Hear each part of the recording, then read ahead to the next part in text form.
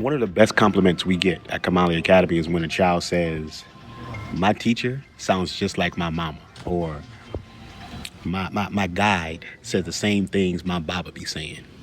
And that's important. That's important to us because that's how it's supposed to be with the school.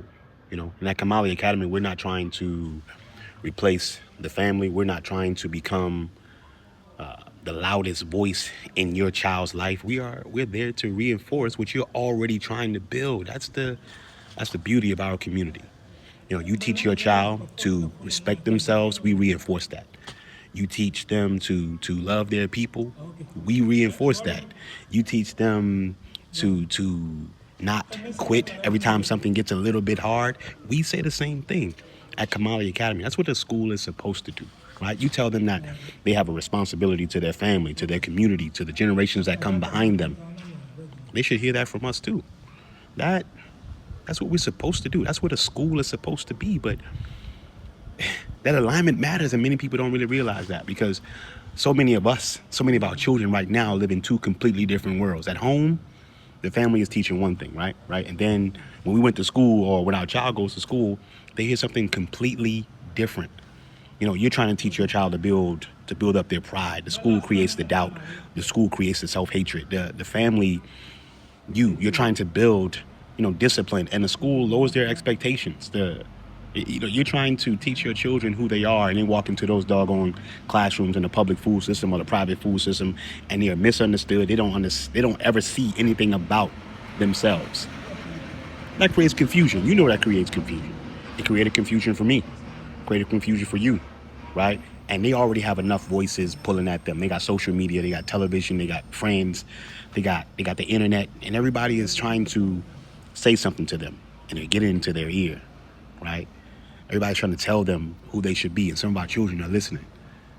So it matters. It matters when the school, when the family is saying the same thing. It matters when a child hears their mother say, "You are brilliant. You are an African," and a guy says the same thing.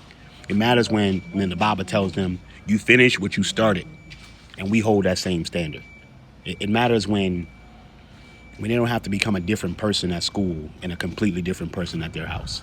And that's what we want. We want our young warriors to be surrounded and not trapped, right? We want our young warriors to be surrounded by people who love them, who care about them, who see their potential, who who are pointed in the same direction as the family, right? And we're not going to agree on everything. There's nobody in the African-centered world that agrees on anything. That's not real life, right?